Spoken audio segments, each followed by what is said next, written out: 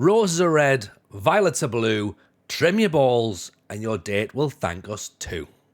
What's up, fellas? Valentine's Day is knocking, and Manscaped is the remedy for what the love doctor ordered.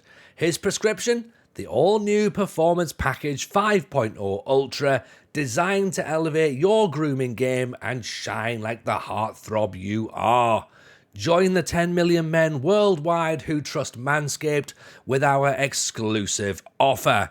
Go to manscaped.com to snag 20% off plus free shipping with our new code SHOW20. So, let's talk about the hero of Valentine's Day, shall we? The Lawnmower 5.0 Ultra. This electric trimmer features skin-safe technology guarding your V-Day treasure against any grooming mishaps. It also comes with their brightest LED spotlight yet. It's brighter than your best romantic smile. Perfect for precise grooming, even in the trickiest spots. Oh yeah, and it's waterproof as well, so that makes shower shaving an absolute breeze. But you know what? That's not everything the Love Doctor ordered. This package also features the Weed Whacker 2.0 nose hair trimmer, Manscaped's liquid formulations, and 2 free goodies: the Shed Travel Bag and the Boxers 2.0, because comfort is king for all my dogs. And for a happy ending, there's the Manscaped Refined Cologne. It's the Valentine's Day touch to your grooming routine. Elevate your grooming routine and set the stage for a romantically smooth celebration. And for all my bearded kings out there, Manscaped brings you the Beard Hedger Pro Kit, designed to shape your scruff effortlessly. It sculpts cheek lines and maintains beard styles, giving you that suave look for your romantic moments. Seamlessly handling even thicker beards, it's the perfect tool for a polished, date-ready appearance. Get 20% off and free shipping with the code SHOW20. That's SHOW20 at manscaped.com. 20% off with free shipping at manscaped.com. Use the code SHOW20 because your grooming game upgrade awaits, ready to charm your Valentine's dates.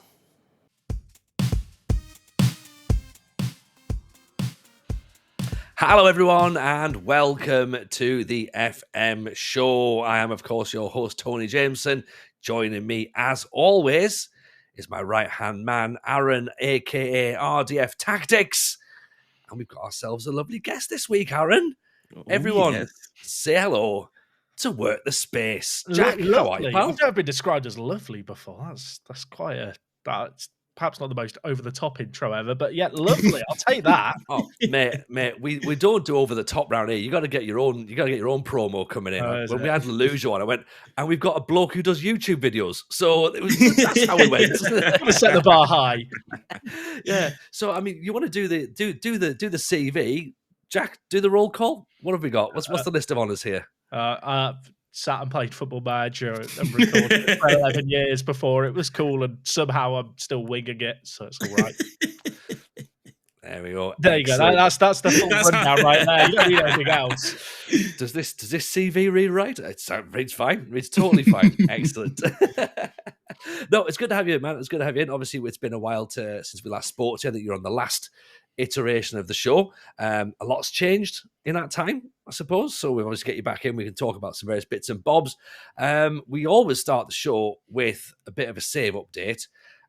So I suppose, Aaron, I'll come to you first. Yeah. And then we'll go to Jack, and then we'll go to myself. So, Aaron, whereabouts are we? Because you're back on the content train, and I'll be honest, like, I need the content bus replacement service to get through all the stuff you're making at the minute. There's a lot, right? Yeah, so that's what I've been doing. I haven't actually been playing a save. I've just been enjoying just playing the game and looking at the match engine, trying different things, little quirky stuff. So that's what I've been doing. My recent video, though, it's a very long one. We'll be speaking about that a little later as well. But that was all about just watching the opposition. Again, just there's different ways of playing the game. You can just either just go into a game just with your tactic because you know what's going to happen, or you can try to be a bit reactive and try and react to what you think the AI is going to do. And that's what the video was basically about. And it's just having fun with content creating and Football Manager once again as well, after being away for a little while. trying to go into a save, it's difficult at the moment. Sometimes I open up the save and there's just so many things, there's so many buttons, and I'm like, I don't think I'm ready for this right now. I don't, because you just press continue and someone's moaning that you even signed that there's not enough squad depth at goal or whatever it is. It's just like, I can't be asked right now. I just want to plug in my 4-3-3 and go. I feel, Jack, that we're about to witness Aaron's transition into FM console player very soon. Oh, Jack, that's like your mobile. Just sit there on your phone. Yeah, I've got it on there as well. Sign into Netflix or whatever it is these days. It's expensive. I've not used the Netflix stuff. I don't really know anyone who plays FM mobile, but I know there's a player base out there. But yeah, there is. There's actually a little YouTube community with that as well, which is some of their channels are thriving. I'm watching the videos. I'm like, this is all for a Football Manager mobile. I remember game. when This I is started, crazy. and the biggest channel was a guy called FM Handheld called Will. Don't know where he is now. Will, if you're out there, like, come back. Apparently, it's buzzing, but he was like the biggest channel, like 11 years ago. His thing was Football Manager mobile. Yeah, and I hear of a few people going like, "Oh yeah, if that's where you want to be getting some stuff out, go and do it down there." But I'm like, I can't put it on my phone. Like honestly, I can't read it. It's too small. Bad eyes. Yeah. I'm gonna go with that. That'll be it. Yeah, the eye issue rather than just like can't have another device with it on in the household. Jack, of course, you're. We should talk to yourself as well. Where are you at within the world with regards to saves? Because you've got stuff. Yeah, Park To Prem. I was meant to move clubs this year, and I've not managed it. So that's far too many times now. I have this issue with Football Manager where I go into it with this mindset of, it's going to be a journeyman this year, and then I either don't get job offers or I just get overly attached to some players. Yeah. And by the time you actually get job offers that are worth taking, it's like, well, just had this. I signed this guy as an amateur from Portugal in League 2, and he's about to help me win the championship. I don't want to leave now. But we've made memories together. It'd be treacherous. He's not going to make the step up to the Premier League, and I'm going to sell him next year. But here and now, like, he's bought into my project. But no, I'm doing Park To Prem, managing Rugby Town, which is allegedly the place where rugby was invented, according to rugby's like the Sport of Rugby's website, but. It's also just apparently a line. It's good marketing. I'll let people make up their own mind. But yeah, imagine Rugby Town trying to get them to be the best football team in the world. So yeah, started down in the 8th tier. I want to say the 8th tier. I lose track. It's all just a mess below the national north and south of my mind. There's comes a year where I get pro. I go, oh, these are the leagues I recognise again now. Like, I know we've made it. Finally, I can play Cambridge. Yeah, right. Literally, right now though, top of the Geisley. Good. Finally, we've got Geisley. Finally, we've arrived. Well, I actually have a joke about Geisley where I call it Geesley every year because I want to get engagement. And so people always correct you because everyone knows it's not said Geesley, but I call it Geesley every time. I'm not going to lie to you. When he said guys, I was like, I'm not sure who that team is. And when he said geese, I was like, oh yeah, that team. Yeah, literally. If I search Geisley in my YouTube comment history, I can go through 9 years where I've just constantly been saying their name wrong on purpose because every time you do it, you'll get like 10 people. Come on, Sabian, that's 10 comments for the algorithm right there. Right. I wish I could do that. Whenever I mispronounce something and someone tells me, I bite back at them as well in the YouTube comments. I wish I could just keep doing it. I keep biting back. And now I've got a thing where I'm talking because I've got a script. And I'm like, I get to a player's name, I'm like, oh crap, I don't know how to pronounce that. I quickly type, copy and paste right into Google pronunciations. And then I've got like the literal pronunciation while I'm talking at the same time, trying to literally copy him. It's just crazy. I'm not even going that far, Aaron. If I get it wrong, it's the player who's pronouncing it wrong, not me. Right? I have actually at the moment. I'm like, it's not a real player, folks. I can say it how I want it. I actually had a chat with him off camera, and he's told me it said Faye, not Fahy. So it's all fine. those letters are silent, right? So we're going to pronounce it like this. My favourite thing is if you there'll be like a Hungarian name, and a Hungarian viewer, bless them, love almost. I've just singled out Hungary here. It happens with all the viewers. Like, how do you not know that a Z in our language is said SH? I'm thinking, I barely speak English, mate. I can't remember all the different pronunciation rules of all the different languages.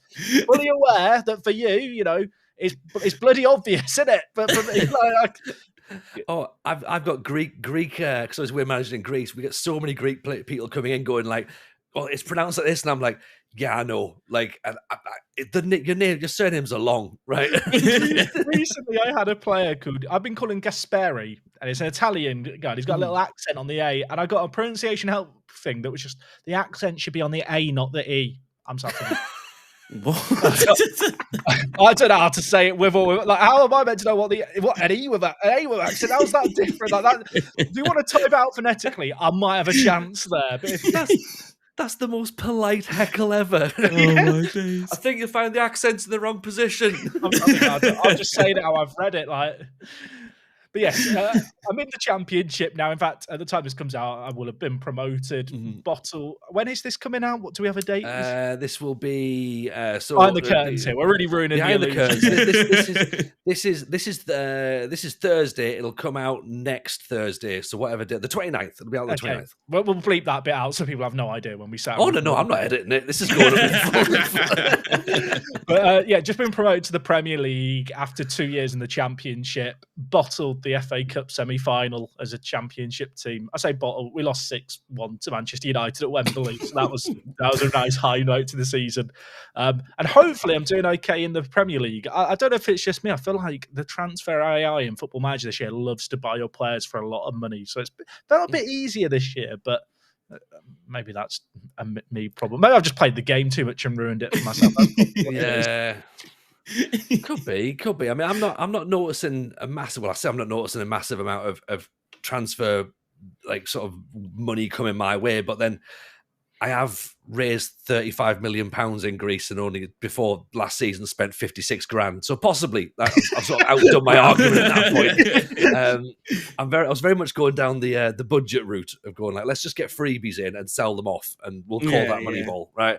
So that was working quite nicely for me. And we've had our first sort of foray into Europe, we mentioned last week with Aaron, where we finished season 7. We finished 3rd in the league, Aaron. We did fade away, sadly, as expected. We were up there or thereabouts with like the sort of the top teams, like AIK, Olympiacos. We were like, can we challenge for the title?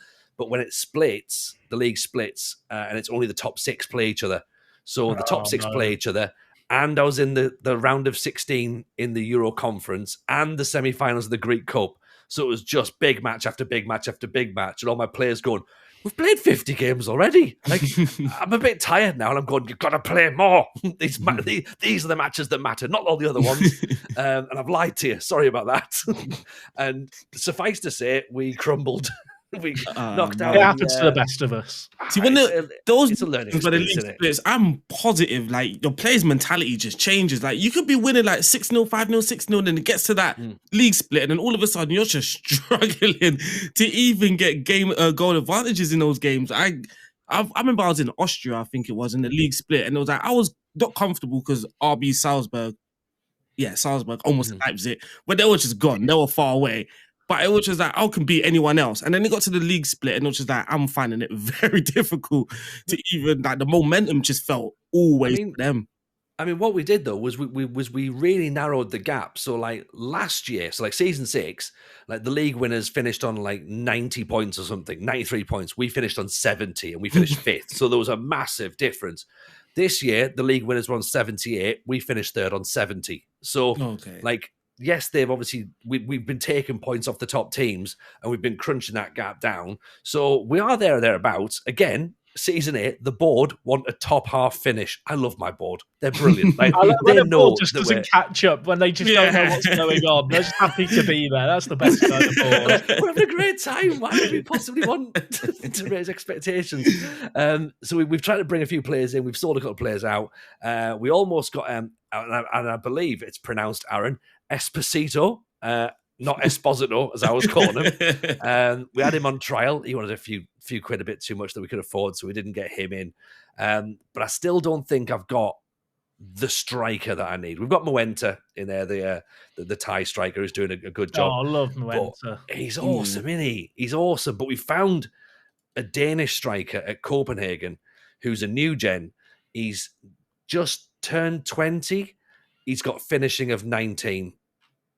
He's got anticipation of 16. He's got off the ball of 15. But the only thing that matters is pace, Tony. He's got acceleration of 17. It's all about those 9 attributes. Yeah, all the other attributes have been taken off. He only has 4 attributes, apparently. I was going to say, we're getting into the realms of conspiracy theory. So when this league splits in Football Manager, we're saying that all the players get to new competitions, they play worse. It resets all the form. This is a new conspiracy theory. Yeah. So if we don't get him, which I don't think we will, because he's wanted by other teams and will require money as well. So if that one doesn't happen, we're trying our best on transfer deadline day to convince Kuzi Azare to join on loan. Is that the Bayern Munich? Oh yeah, I was going to say Swedish lad who's gone to Bayern in real life and has gone to Bayern in game as well. So we're hoping he's going to come because we started the season well.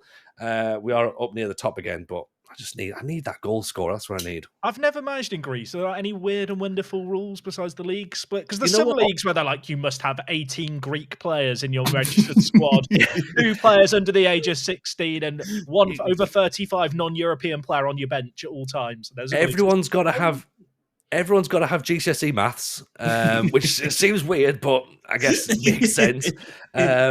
No, you know what? The rules are really, really good. Hence why we're doing there as the Build a Nation. When we broke down the foreign rules as well for like players who are counted as EU and non-EU, English players don't count as non-EU. So what we've done is we've brought a load of free transfer English players over to then sell back to England for like £6 million. So we've got Job Bellingham has been at the club for 3 years, and we're going to build a statue of him. So he's doing fantastic. We had. Are you going to retire his shirt number when he leaves? Yeah, I mean he's already played too many games, so we're retiring the stadium that he's played.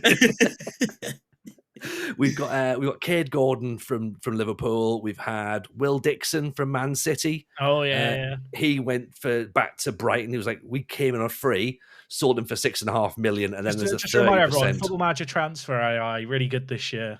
You can't make any money.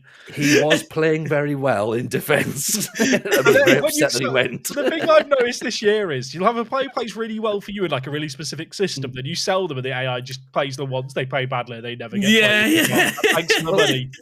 Well, I've said this to Aaron, like I signed a new gen, a Nigerian centre-back called Nwanko, and we guessed on how good he was. Right, very close. There's a silent D in there as well. So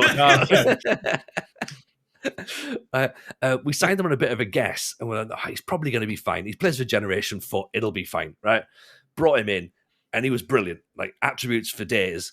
And then we sold him to Liverpool for £7 million, and then there was a 40% future profit in there as well, and like some international bonuses and that sort of stuff. We cashed in on his 40% for £11 million. So we had him back on loan for a season, and he's played like 9 games for Liverpool or something in the 2 years he's been there. And I'm like, he's valued at 70 million. We're gonna end up getting him back for free in about 3 years when his contract runs out. That reminds me, I had a save game in Racing a few years ago, and I saw Pablo Torre, who now is a youth player. I think he still plays at Barcelona, but he's out on loan, I think. Yeah. But I sold him to Bayern Munich and then loaned him back 7 straight years. They released him and I just bought him back. So I got 3 million for him. He just played for me for 7 years. Well, I had that was my Ricky J. Jones. Like when I first started. Football Manager definitely stopped that because that was my thing. And people used to be like, get upset as well. Like when I'm streaming, it's like, I know it's wrong, but I can literally loan him for another year. It's like, he's literally our player. He want to leave. Yeah, he does.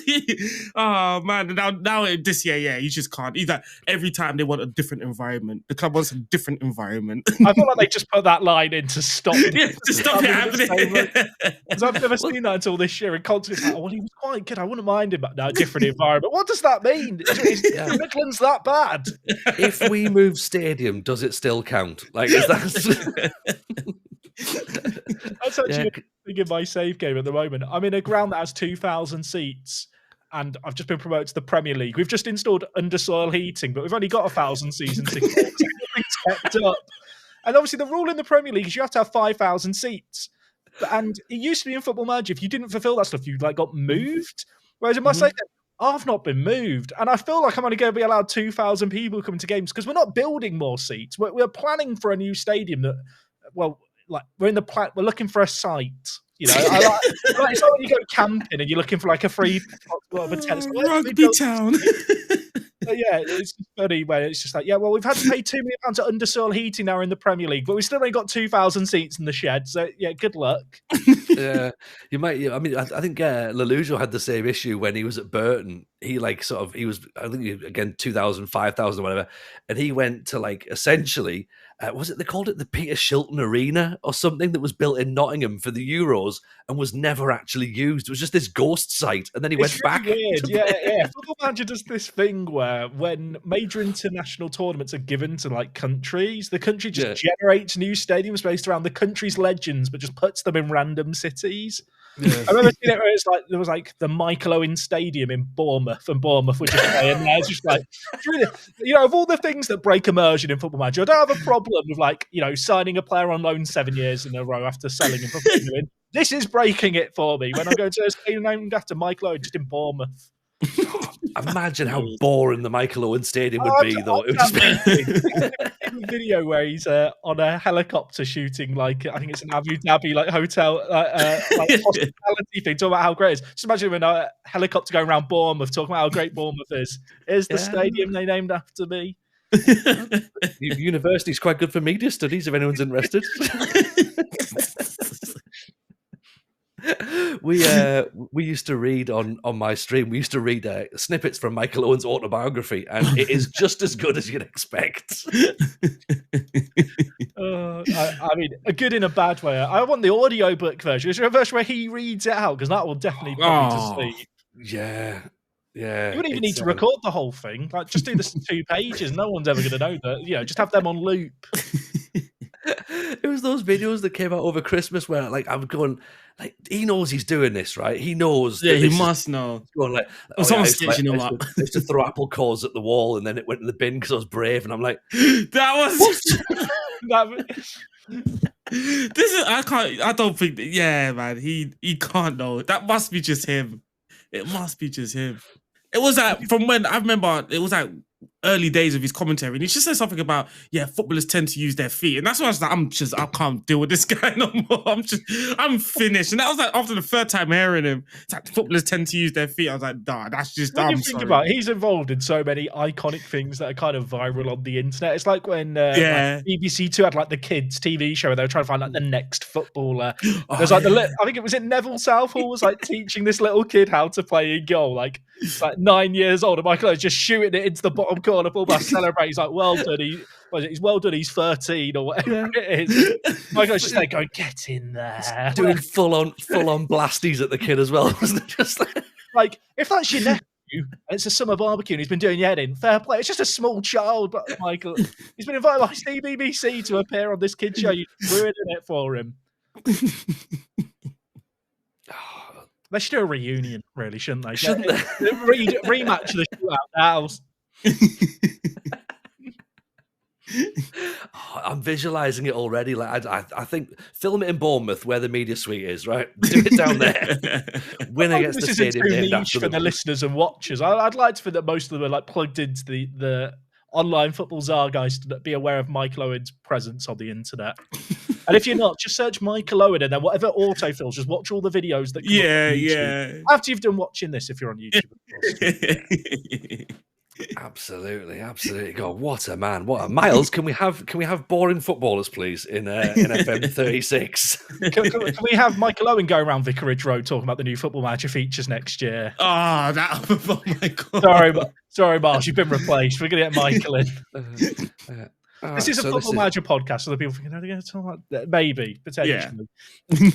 Yeah. We'll, this is bumpy territory, isn't it? Hang on, back we go. We'll get there eventually. It's fine. This is what happens when we're left unsupervised. You know, there's been times when Steve listens back, going, "I don't think I should get ill again." Like just. Take your vitamin C, Steve. You'll get better. It'll be all right.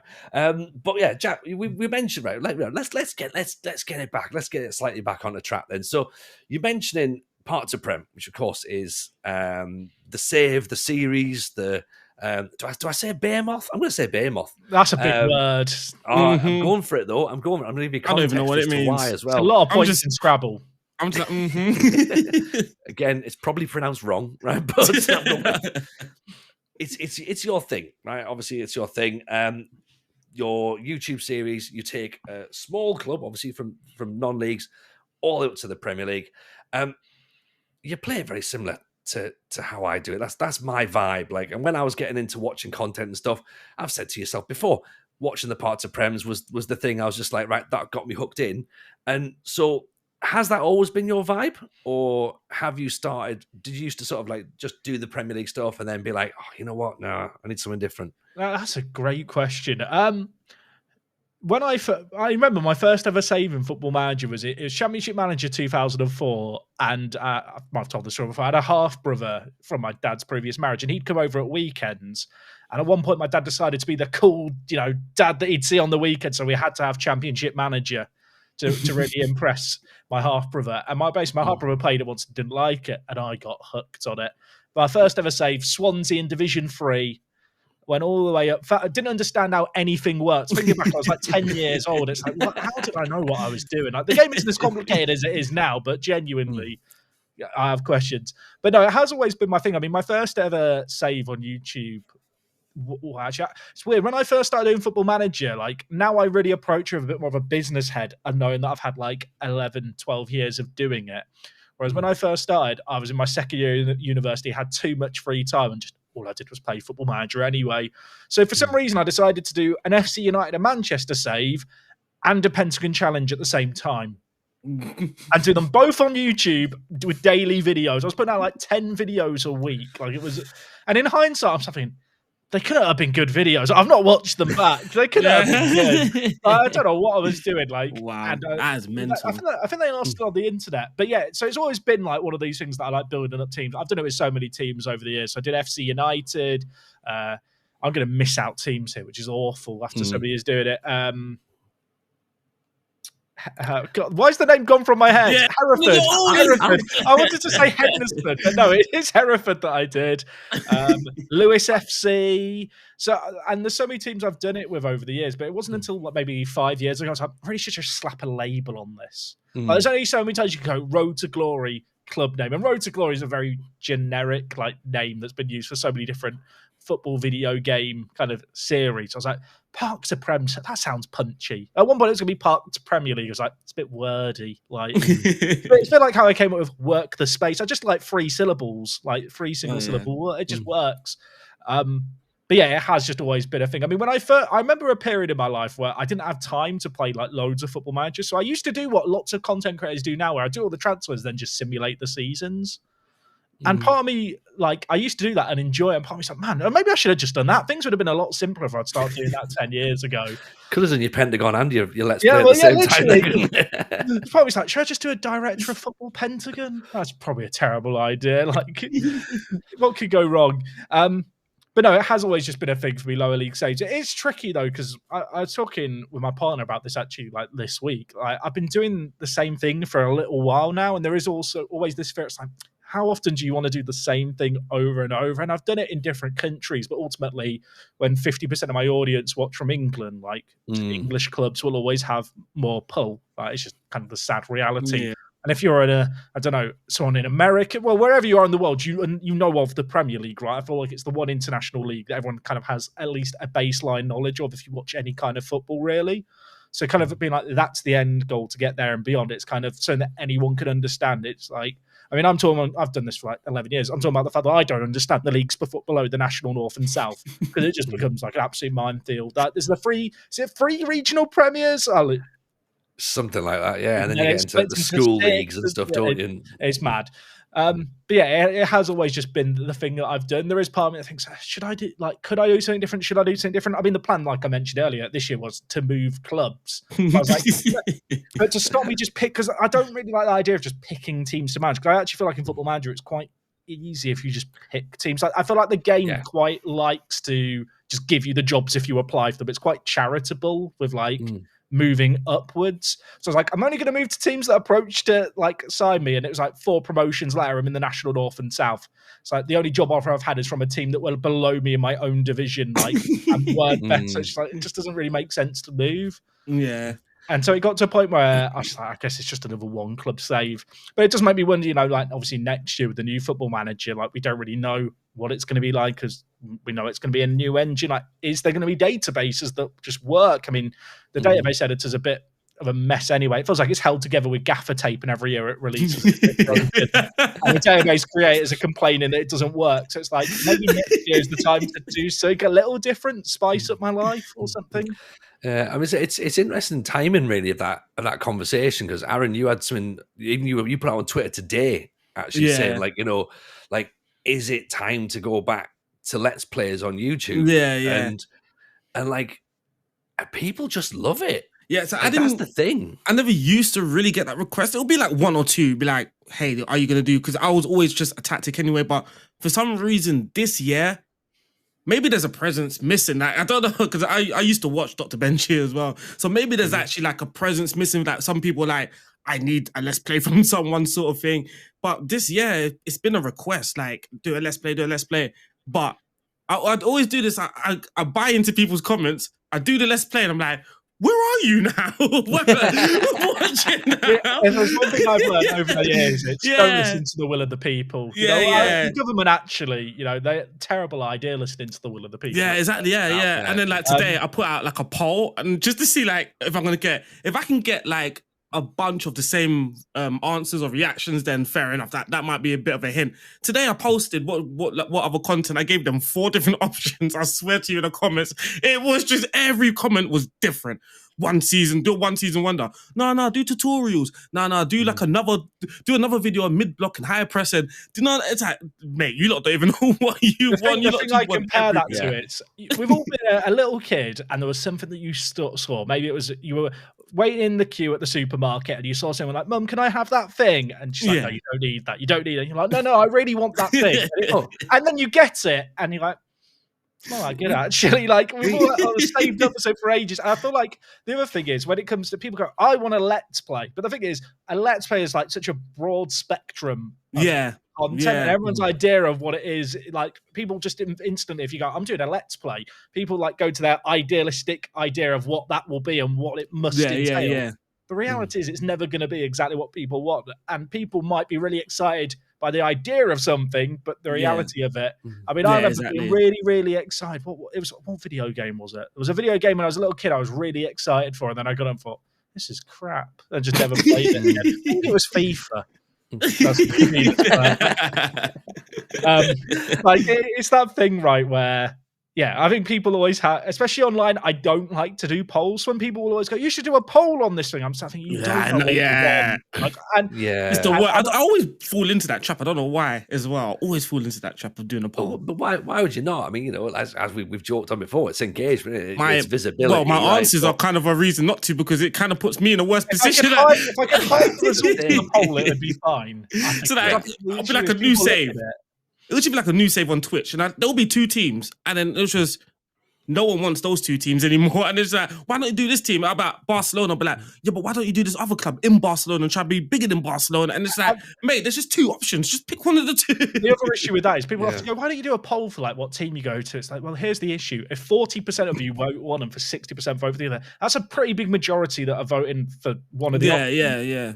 But 40% of like 2,000 people who want the other thing might be really turned off by that other idea. You're almost better off not giving the option to people. This is where I'm going next. Because as soon as you kind of open up that Pandora's box to what you could get in the future, like, and I think that's actually, true. Especially if you're a newer creator or maybe someone who's, don't want to say not self-assured, but you have that element of self-doubt where rather than trusting your own gut, you get more from listening to your audience. That's not to say you shouldn't listen to your audience. No. But I still get that, and I class myself as a sort of newer face on the content creator block, and I've been around for a while in other various guises. But like I think in terms of streaming and YouTube, I still class myself as a newbie, and I do still feel that I am a little bit taken by like what people would expect, and I keep asking questions like I keep saying time and time again, like I should do YouTube, and I know that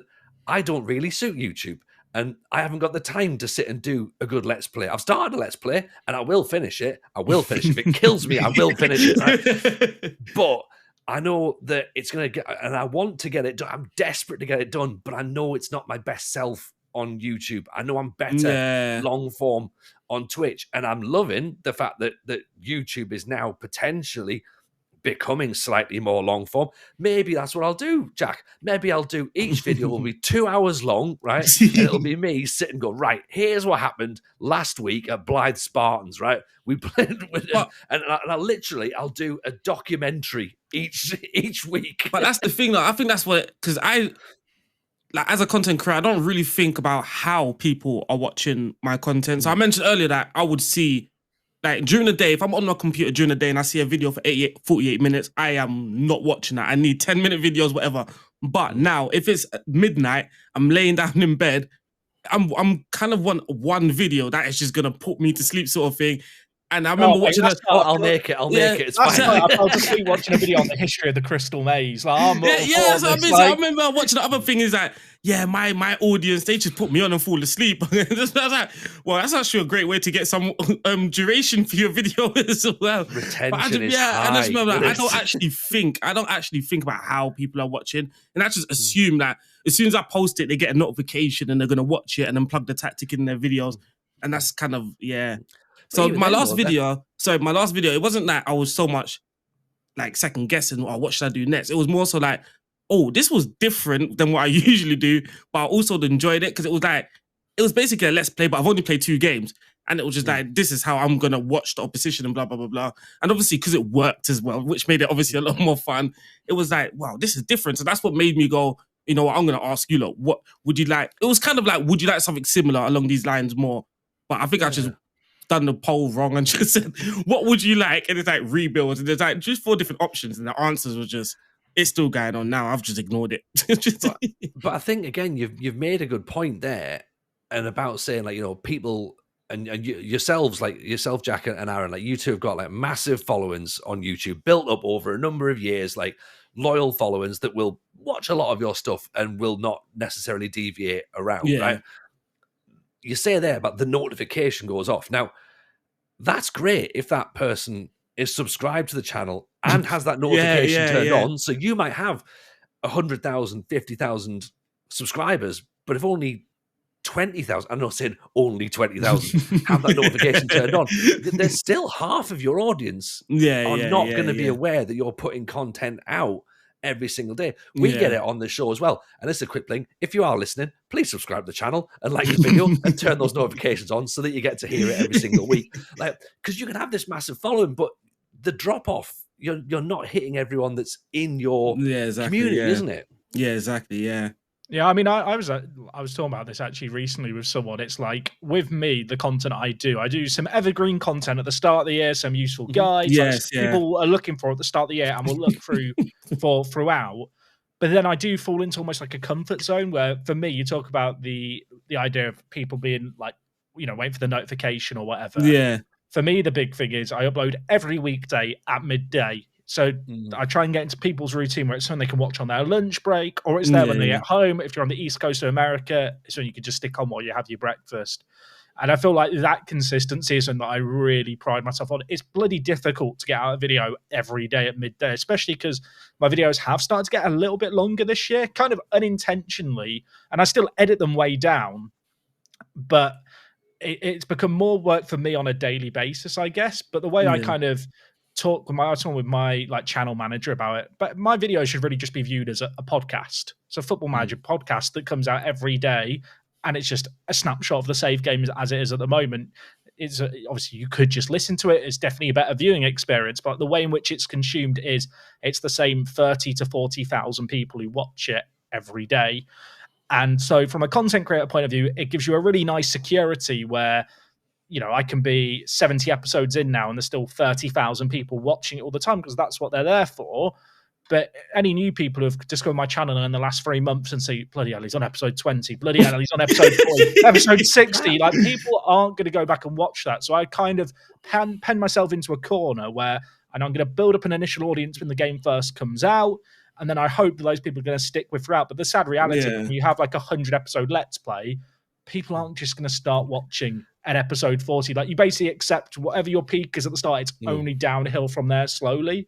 That's why sometimes you'll see people move teams and then they'll label it a new episode 1. So in the algorithm, when people look at episode 1s of new series, and sometimes that makes sense as like a jumping on point. Yeah. But it's one of those things where I do wonder, having done Park To Prem so consistently now for a number of years, it's like, is next year a good year to try something a little bit different where I don't do the same video every weekday? And it's one of those things where I have some really nice stability with it. I know there's an audience that wants to watch that, and that audience is growing every year. It's not like there's less people watching year on year. Yeah. I've hit a ceiling of sorts. But then on the flip side, you see other creators who maybe do less videos a week, but they get some really good views doing some really cool, unique ideas. And there's part of me goes, man, should I just be working on fewer like really highly edited videos where like I maybe simulate seasons and just do transfers, all this stuff? Or like, what's better? Is it like doing 2 or 3 videos like that maybe get way more views, but actually, because you're doing fewer videos, the net total views is less, but you have a bigger audience? Or is it better to have a smaller, hyper-engaged audience who are always going to watch the thing that you put out and like that thing? And it's like, there's probably people listening going, just do both. Yeah, I know. I wish it was that easy, folks. Like, there is definitely someone thinking that right now. Why don't you just do both? And like, I want a 4-hour epic video every single week, along with your Let's Play and several tactical recreations. Come on, it's your job, Jack. I told him go, you do 2 videos a day. I'm start thinking, I just won't sleep then, mate. Like, I think, it's the same as when I'll get people comment. I recently posted something about, I was playing FIFA, I think, and I tweeted out about it. So it's like, you play this in your free time and you play Football Manager for work. You're living the dream. I'm start thinking about 30% of my actual work is playing Football Manager. The rest is recording it and editing it. And it isn't not as chill as people realize. And there is a mindset shift when it's your job where it has to be a bit different. I remember I'd always get people ask, what save game do you do in your free time? I'm having if you think of my free time, I'll play more Football Manager. I love Football Manager. And there was a period in my life where I probably could play 16 hours a day of it and absolutely love it. Those days have gone. And it's not that I don't enjoy it anymore. It's just a case of, I know if I started doing that, I would be burnt out very, very quickly. Yeah. That was me on Twitch last on FM23. That's why I don't stream anymore. I stream F1 Manager because I think that game is actually really easy to edit down into video content from streams. But Football Manager, there's so much to compress down, and keep a cohesive story. Yes, that's where I'm struggling, and again, because obviously I also go off on several tangents a stream as well, trying to work out what I've even said that's remotely coherent to make a 3-hour stream into a 10-minute video. It's near impossible. My streams couldn't be on YouTube anyway. It's just F this and S that and woodwork. This is the whole thing. As long as the first 5 minutes have no swearing, you can monetize it. It's fine. It's just complaints and singing as well. Singing is a huge part. I think that's literally about 60-70% of my streams is me singing along to whatever songs in the background, which is one reason why. Because then last year I tried to do a Dortmund Let's Play, and there was just something missing. And usually when I'm playing Football Manager, even when I'm doing tactics, I've got 2 big speakers and music is just blazing out the whole day, and that's literally my day. And then when I'm streaming, the music is blazing in my headphones. In streaming, I'm shouting because that's how loud the music is. But when I try and do that now offline, trying to do a Let's Play, because obviously now you're in a record setting, everything has to be quiet and stuff. It's just that my energy, it just wasn't there. My personality maybe, but the energy just wasn't completely there. But I did try to trick people with the Let's Play last year. So I was like, yeah, everyone comment, giveaway, Football Manager giveaway. So the first episode was booming. I was like, yes, I've cracked it. Second episode, it went from 20,000 to 3,000. I was like, whoop, that didn't work. It is that thing where it's whenever you do a series, as opposed to a sequence of one-off videos or videos that can be consumed in isolation, you kind of just set yourself up for knowing that whatever you produce, the first episode will always be the peak. Yeah, occasionally you'll get it where maybe through an accumulation of hype and people being served that first episode, the first 10 videos, maybe you will actually see an increase in those videos, and episode 7 will get more views in the first day than episode 1 because you've managed to convert enough people through. But kind of long term, you are setting yourself up for that long term fall off. Yeah, that's probably what puts a lot of newer, I'm going to use the word newer or smaller creators off the Let's Plays, and then they do sort of use that whole oh, no, Let's Plays don't work on YouTube anymore. And it's like, well, right, you like compared to your followership, you got, say, 1,000 views for episode 1. It's going to be diminishing returns. By the time you get to episode 100, you're going to be, if you get another 120 views, 200 views, you've done pretty well to retain. Whereas yourselves, you're starting off on 30,000. By the time you get to episode 100, if you've dropped down to 20,000, that's still a big drop off. If you're hitting down to 10,000, it's a huge drop off. Like this is I've not really talked about this with you, so a little exclusive here. But like last year with Park To Prem, I won the Champions League, and the views went from 20,000 ish videos. Won the Champions League. Every video beyond that struggled to hit like 12,000. So I've already kind of made this conscious decision in my head that when I win the Champions League with Park To Prem, series just ends. And it might be that I kind of thematically do a thing where it becomes a director of football save, where I don't micromanage the years. I just do the summer transfer windows, and once or twice a week, there's just hey, here's how the season went without me at Rugby Town. Like, here's who we brought in to be the new manager. These are the transfers I did. Here's how the players that are developing. So it can kind of serve the people who want that longer form story. But what I've realized is when you set a goal, especially in a Football Manager set game, as soon as you hit that goal, especially if it's something like the Champions League, which people kind of view as the pinnacle, there is that drop-off. I get it. With Park To Prem, I see 2 drop-offs, really. The first is when I reach the Premier League, and the second is when you win the Champions League. And it is really tricky because I'm someone who I could play save games for years and years and years. Like, part of me is, I want to make a dynasty. I want to win 10 Champions Leagues in 10 years. But the reality is, whilst there are some hyper-engaged people who enjoy that way of playing, a lot of the people you speak to play Football Manager, they do that goal, and then they're just like, I'm done with my save game now. And I think it's kind of a similar thing with people watching as well. Yeah, viewing, yeah. So we had that somewhat similar thing, and then I had to change. So when I was at Everton, it was like, we qualified for the Champions League. Then we won it, but it was like, well, I'm not going to purposely throw the Champions League. But at the same time, I did recognize we've just won this way too soon in the save. And it was like a little drop-off because we stayed at Everton. And then it was like, okay, I guess we might as well just leave. And then it was like, there's the idea. Just go to clubs that have never won the league and try and do it there. So then at least that keeps the interest.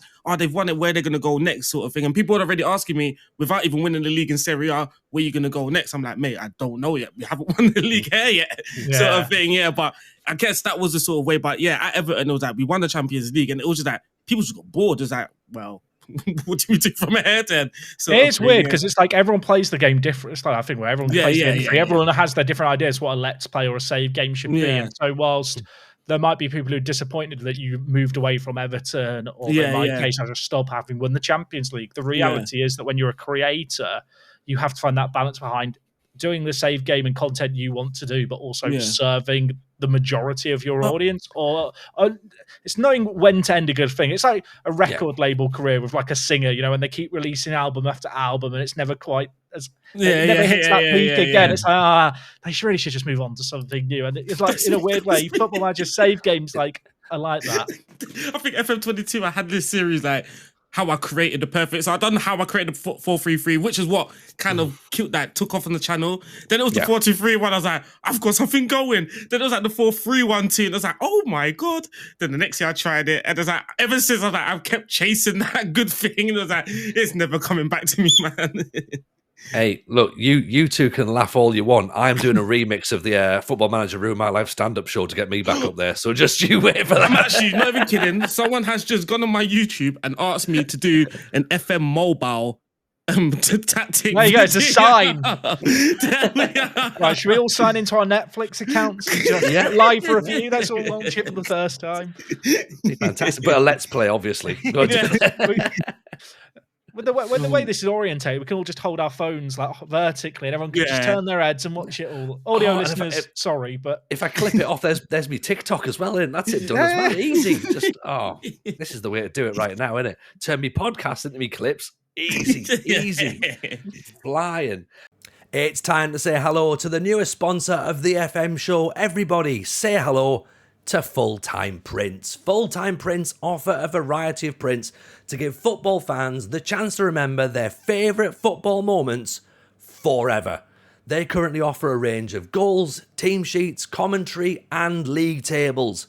Prints are available in A4 through to A1 and can be bought with or without a frame. It makes the perfect gift for occasions such as Christmas, birthdays, Father's Day, Mother's Day, just because presents. Like, seriously, this is the perfect gift for every football fan. You want to go on the website, browse what they've got. They've got so many things to choose from, whether it's teams, European teams, international teams, moments that happen. And if you can't find something you like, you can even do a custom request. You can create anything you've seen yourself. Maybe you've seen a goal you want to relive. You can have that. Maybe you want to relive the first match you ever attended. Or maybe, if you're a Football Manager fan, you might want to do a custom one just designed for Football Manager that immortalizes your save forever. You can have a print done that has all your trophies, the entirety of the save, the key moments. Maybe you want to relive the Champions League final and have your team sheet and everything on there. You can do that with full-time prints. I'm thinking about getting myself one, and I'm going to put it right behind my head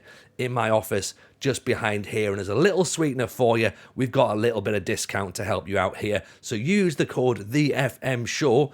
We'll get you 10% off your entire order. Go to fulltimeprints.com.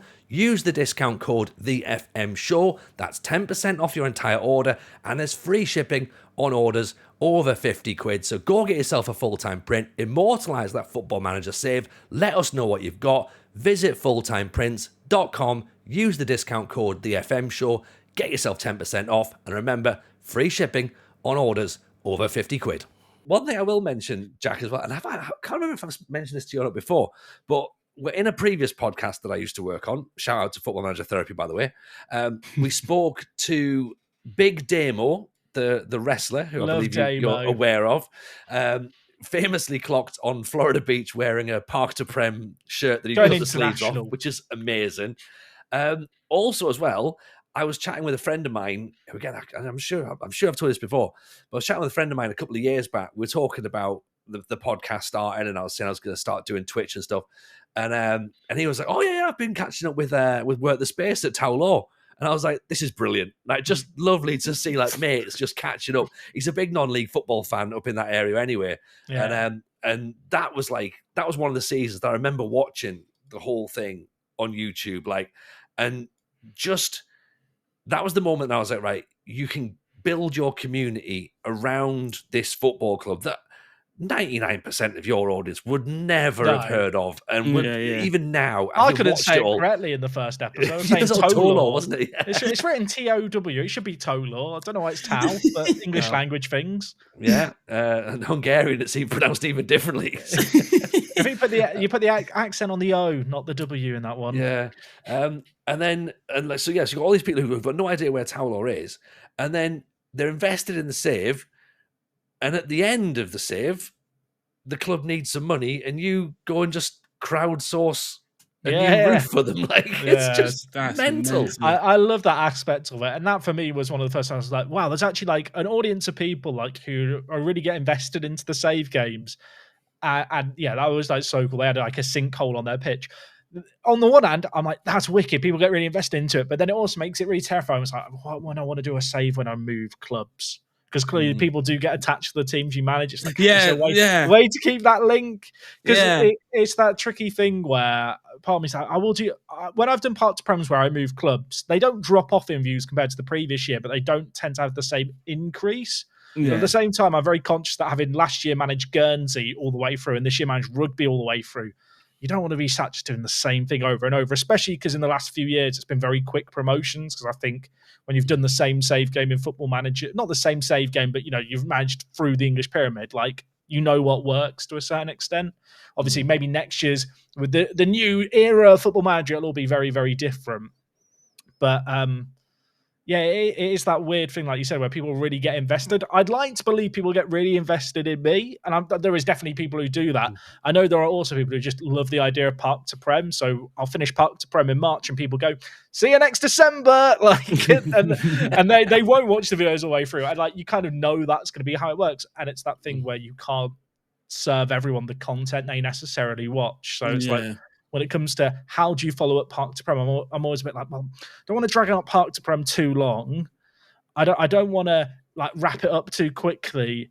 but I also need to have something to move on to that people are going to want to watch. And obviously the issue with YouTube, I mentioned how you have the drop off, like once you win a Champions League.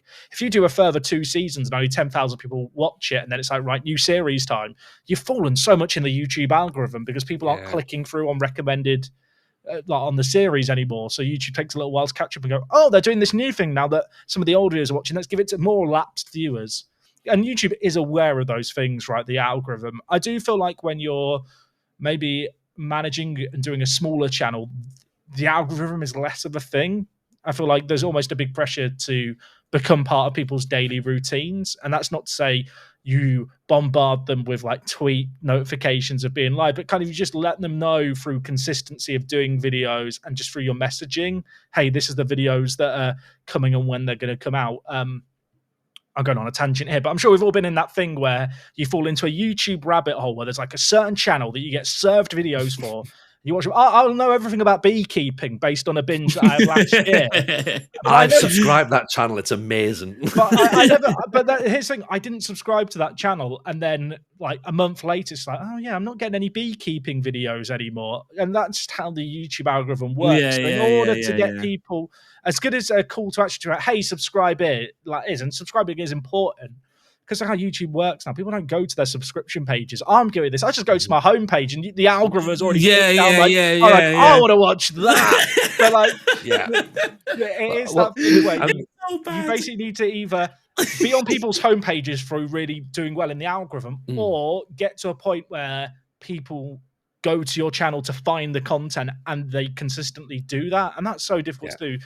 The amount of times where you'll see someone who maybe puts out a banger video, first video, and then the next video is not for 2 weeks. And it's like, because they're a smaller channel and they've not got that active audience, people aren't checking like every, like, they're not going to check 2 weeks later for the thing, and maybe they didn't subscribe off the first one. So you just never get that return.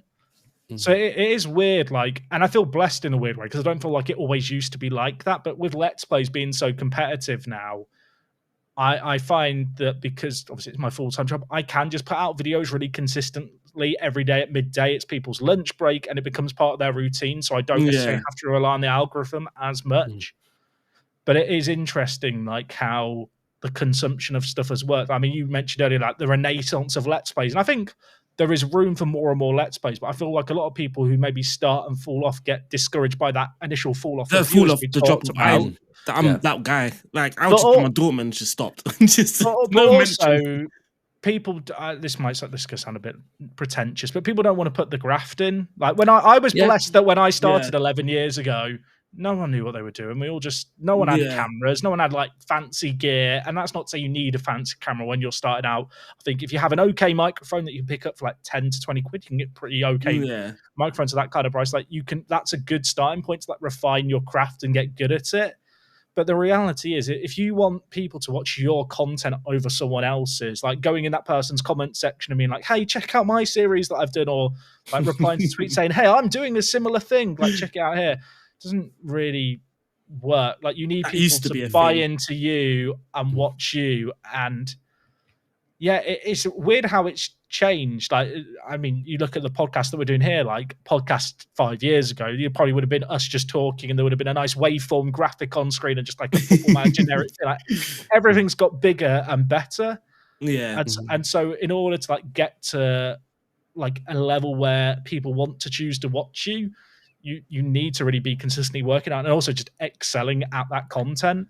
Yeah, I must admit, I mean, that's my, like, I recognize that straight away. Like, that is me. Like, I have so many ideas of like, I'll do this. And then I don't either follow through on those ideas or I haven't got the time to do it. It's time consuming as well. And some people will start and just enjoy it. Like, that's kind of like, that's the thing with tactics as well. Like, you was talking about, someone mentioned earlier, like, I think a big part of it for me as well is actually enjoying it. So that's one reason, like, if I had to do, like, for me, it's very easy to do like a 4-3-3 tactic video and go on holiday for the season. And I can literally have a video for you every single day of the week. But I think that's where my burnout will come. Whereas like the way I'm doing it is literally, I'm just enjoying the game as it is at the moment. And I think some people kind of get that from me. But I'm also very, very fortunate and privileged as well, because I don't have to I do have to be consistent in order for the channel to improve. But for me to hit what I'm currently hitting average, because there's not many people doing what I'm doing, it's sort of people will just wait for me, sort of thing. That's what kind of happens at the moment. People will just wait for like a tactical analysis because they know there's not going to be another video similar to it. So I think I'm fortunate in that way. But also I do recognize for me to improve, I've got to be, because like you said, that the consistency, like I don't necessarily have to have a video every week, but there should be a schedule. Whereas at the moment, my videos, I would wake up this morning and be like, I'm doing a video today, and just upload it, and just anytime. There's no literally like schedule to it. But I do see the effects of it though on the channel. At the moment, I'm turning sort of a blind eye to it and just ignoring it. That's the thing. If it doesn't matter that, like in a weird way, it does though, because I don't know what my max, like I know I've got more potential. Do you know what I mean? I know that my numbers at the moment, like I don't want to say 60,000 is not great, but for the amount of time I'm doing it and the time that it took me to get to 50,000, I should be on a lot higher than 60. But that's only because I've stuck in my way of doing things and I wouldn't say I haven't really improved on getting better, but those small things about, even if it was Monday, every Monday 3 o'clock, Wednesday 3 o'clock, Friday 3 o'clock, those sort of things would help. But I'm just, I don't know what it is with me. I'm just like, I don't know. I just wake up and like, sometimes I do love Football Manager too much where I can just wake up in the morning and the tactic that I done last night, I'm gonna be like, I'm recording this right now. And I record it, edit it all in like a few hours and then just upload it, release it. And I was going to say, that's a trap that a lot of people fall into when they're really excited, where they excitement, want that's to put out it is, too many videos and they get burnt Yeah. out because of it. Sometimes it's good to record a video and just sit on it for a few days. See that WORKTHESPACE, I can't do, like I would literally have a video, even this it's 7 o'clock, I'm looking at the missus is looking at me like, it's too late. And I'm like, I can't have a video and just release it in the morning. I need to release it now. And I'm just releasing it now and I'm making some excuses to her like, oh, well, YouTube doesn't know. It will pick up in the morning. But I just know I've just messed up a good video by just posting it. But I've got this excitement thing, like I've just edited it and I've got this itch like the world needs. That's why even like the other day I was like, I'm editing the video. I'm like, already before the video's even edited, this is my best video. So I think because the excitement was just there and then like it needs to go out at that moment. And that's the sort of thing that I would have thought like 4 years into it, that excitement would have died down a little bit, but I don't know what it is. I don't know. Like, I'm just, sometimes as well, like you are thinking this video is going to bang, like sort of thing like, I can't wait till the morning. I get that with Let's Play videos. So with my Let's Play stuff, there are sometimes times where it's like, you know what, I just fancy playing for 16 hours today and just doing 2 days worth of work and I can have a longer weekend because I'm enjoying it. But I'll record like maybe, there's times where I'll record if I'm going away on holiday and I know I need to get ahead on videos, videos while away. And I'll be recording a video that's a week when I'm sort of thinking people are going to absolutely bloody love this. And when it comes out in a week, I'm not going to remember how excited I was about people seeing this. There's this annoying thing that's like, I wish I could just put out 5 videos today. I remember there was one point where I had that excitable kind of ness to me. I think it was when I was doing my Gibraltar save game. And because the season basically revolved around going through the domestic Gibraltar season as quick as possible and then just grinding all the qualifiers for European games. Be like, right, guys, if this video gets 500 likes in the first 4 hours, we'll have another video today of the next round of the qualifiers. And so there'd be like a week where there's just 15 videos. And they were shorter videos and they weren't edited. And to be honest, they were kind of crap. But at the time, people were just like, more. And I'm there going, I want to do more. I think they get that sense that you're enjoying it as well. They get that sense like something's building. But it's difficult as well, though, isn't it? Because it feeds the beast and it feeds that expectation that you're going to be putting out multiple videos every single day. Are like, can we have 2 videos a day? I think that's the person who's going, he did it in 2015. Why doesn't he do it anymore? He's become complacent. It's like, it's changed now. It's weird, though, like, this is a bit different to Football Manager, but like the whole idea of content creation and putting it up. There are a few different types of YouTube channels, right? You get the ones where, like me, they have like a really set schedule of a certain number of videos throughout a week. There are people who they'll kind of set a rough expectation of, there'll be 2 videos a week. They're up when they're up. But then there are YouTubers that I'll watch where I know it's like, it's Wednesday, right? When's this video? That they've got a video coming out. I don't know if any of you guys have seen Jet Lagged. No. It's a game show where basically the Amazing Race, the old TV series. Yeah. Has had to travel around the world. Essentially, it's like some YouTubers that do that as 2 teams usually, And when they have like a season active, it's like every Wednesday there's a new episode, and I'll be sat going, "It's nearly Wednesday, it's nearly the new one," and I get well excited for it. I recommend it if you want to have like something good to watch. Jet lagged, it's so good. They did like capture the flag across Japan, which was amazing, but using public transport to move around, and like they're on phone, like geo tracking each other. Mental. But and then there are other channels where they'll upload once every like 6 months, but you know it's going to be an absolute banger when that video goes out. Yeah. And because YouTube knows how that channel works, that video goes out and it'll appear in your recommended like 2 weeks after it's been up, but it still manages to hit your recommended. Sounds me like there's a channel called CoffeeZilla. I don't know if you heard it. They got to a point that I was like, I didn't know him, so I started binge watching, and it got to a point like I'm up to date now, and it was like every week just refreshing, just hoping. He's just hoping there's something on his channel, just hoping because someone's fraud is about to get exposed. You're just hoping. I fell into a rabbit hole of it. It was like police interrogation, like psychological breakdown. Like yes, like, the same thing as me. Yes, I think the guy's channel's called Jim Can't Swim. And that's the name of his challenge. And he'll upload like a video every 6 months. And when it comes out, it's like, right, I've got a 2-hour interrogation to watch. Yeah. But those videos, like, obviously, that channel doesn't revolve off a schedule.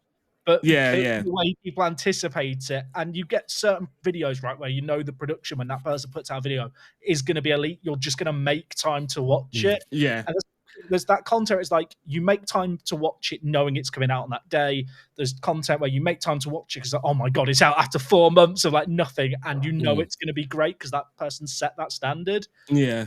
And sometimes it's about knowing your audience and kind of carving out an expectation for what it will be. So a really good example of this in Football Manager is Crew, the Canadian guy. You know that most Sundays, that's when his videos go up. He has the thing where every Sunday his videos go up. And I don't know how much conscious that decision is that he's made. I feel like it's maybe something where he went, hey, this really works. People love it. And then even people are going to be excited. But then like once you find that thing and how you can serve your audience consistently, and it has to be something that's maintainable, right? Like if you set this expectation, it's like, I'm going to do a video every day, and then it's like, oh crap, I can get a video out on Thursday. It's Friday, and you're just having, I can't be asked. I'll do it on a Monday. Like those 2 days that you've missed, if that's the expectation you've set, can really screw you over. Like even if it's a case of just saying, hey, there's a video every Tuesday and Thursday, you might get some bonus videos in between, but they're the days to come back and check stuff out. I think you're right. I think everyone goes into it with the expectation that they've got to do more, and they've got to do so much more, especially when you're newer. Do less better. It's same with streaming. Some streamers think, I stream 8 hours a day. I'm grinding streaming. I love streaming. Still only 2 people watching me. It's like, instead of spending 8 hours streaming, spend 4 hours streaming, spend 2 hours turning some clips from your stream into shorts, and spend 2 more hours that you were spending streaming, looking at how you can enhance your stream, improve the graphics, maybe network a little bit, watch what other people in the same space are doing to figure out how can I improve, or just watch your own VODs back and think, what could I be doing better? What do I not like that other people can do? Yeah. And it's that thing where, and this applies to all walks of life. It's like work smart. I hate the cliche work smarter, not harder, but it kind of applies to so many things. And especially in the internet content creation and just the internet spaces, people are all about the grind. And like the grind is a myth, folks. Like like it's just not a healthy mindset to have, especially because it feels really bloody crap if you feel like you're out there grinding and then you don't get any reward off it. Like you don't learn anything from it. You don't gain enjoyment from it. It's just bloody miserable. Yeah. So obviously, literally. So obviously working hard and grinding is sort of like just 2 different things. I think grinding is just, some people will just think like. People get confused, right? People just think I'm working really hard because I'm doing the same thing over and over. 8 hours a day. Yeah. Exactly, but that's not actually working hard because you're not really thinking about what you're doing. You're just it's the equivalent to a professional footballer just being in the gym all the time and then thinking, why is my first touch not better? Or only working on the technical side of their game and be like, repeating the same mistake over and over again. And it's not necessarily just about putting hours in the front of the computer, but it's all about just working hard. Like you said, it's not, if you've got 8 hours, don't stream for 8 hours. You can stream for 4 hours, and then you can spend the other 4 hours working hard on something else, like editing clips or whatever it is, and networking. You don't necessarily have to sit there for 8 hours just streaming, hoping that someone's just going to walk in. And that's what I don't understand. Expectation as well, right? That when you do something for 8 hours, you deserve to get like a response. That's just not how the internet works. it's that moment of self-reflection as well, and I think that's the key thing, that nobody really enjoys it. No one enjoys looking back over whatever you've done, because you believe what you've done is good. I might be that vain to actually. I might watch my videos back to listen to myself. I'm not gonna lie to you, and I don't watch it back to improve. I literally watch it back just because it's me. I don't know why. It's like, oh, this is a decent video. I used to record. So when I was doing stand-up lots, I used to record like brand new shows or like new material. I'd go and I'd record it on my phone, and I'd go, I'm going to listen to that and work out what worked. And I had never listened to a single one of those recordings back. I did that. That was one of the things when I first started. I knew my commentary was bad when I first started doing videos, and I was very aware of that. So I used to do a thing where I'd watch back videos and I would note down any time I repeated a phrase. And that's then every my time new I thing at the noted minute. whenever I was like, okay, that's a metaphor or like a turn of phrase I use too much, I'm going to write down 10 alternatives to that thing. Mm-hmm. And there's still times where I notice there are certain things that I say a lot in videos, or at least say once every video. And it's like, actually, some of those things are okay because it gives you like a familiar feel. It's like when you watch a TV game show, and it's always the same line that's always said. I'm trying to think of a good example of like a TV show which has like the catchphrase or like I would call it a chapism. Yeah, but it's not even catchphrases though. It's like it's those repetitive words. Like I You're noticed watching this. Person's I noticed this that thing. I noticed that I say obviously a lot. And it's like, and it's not obvious to anybody, but for me, it's just a word I'm putting in here.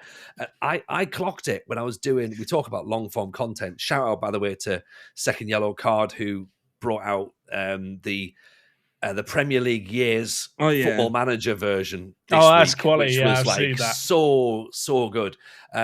Awesome that Matt said, "Oh, do you want to come and do some voices on it?" And I was doing these commentaries. You're sitting there, Jack, about commentary. I've got 3 stock phrases, and I was doing 12 matches, and I was like, I've just said the same thing in 2 highlights in the same match. I'm like,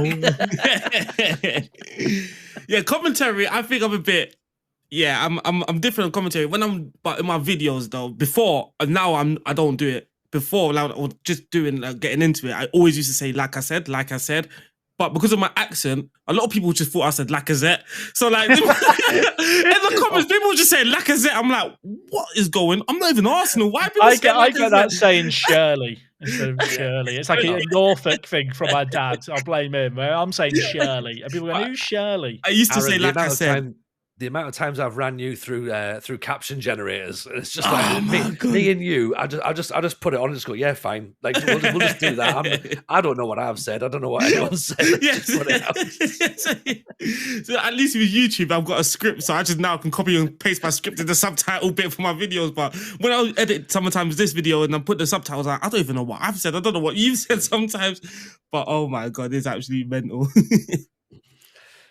That's the way to do it, though, isn't it? It's the way to do it.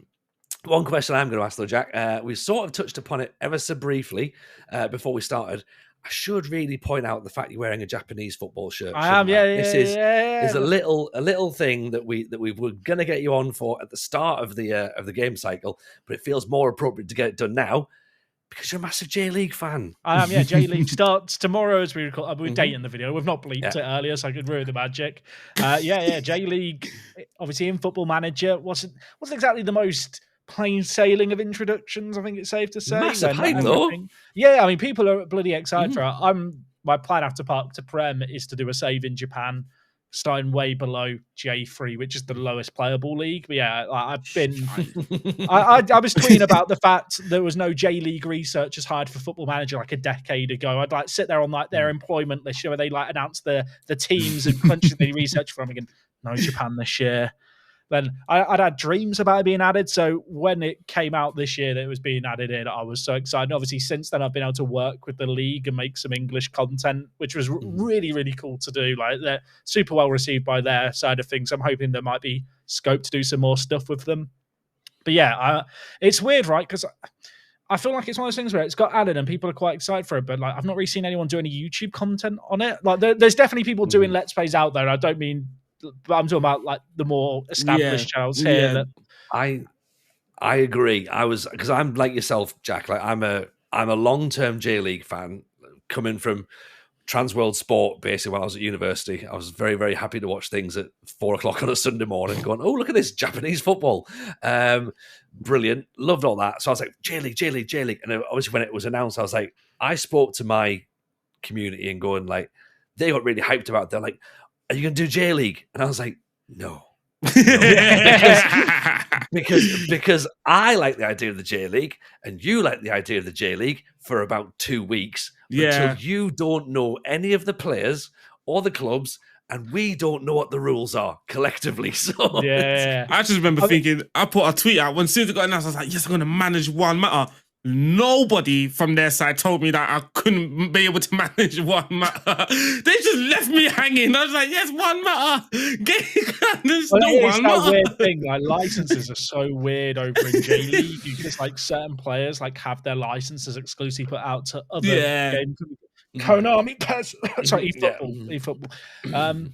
And obviously with fan mods with football manager, that's not necessarily a big issue. But obviously at launch, like not everything was fully licensed. And I mean, I used to work for Sega, so I experienced working with Japanese companies. They work at like a snail's pace, but everything has to be done properly. Like they'll run, and if something's not right, it doesn't fly with them. And so I imagine to get it even into the game in its current shape, like it was a lot of effort. But actually the community around it, like there is a big FM Japan Discord server and like there's people actively modding.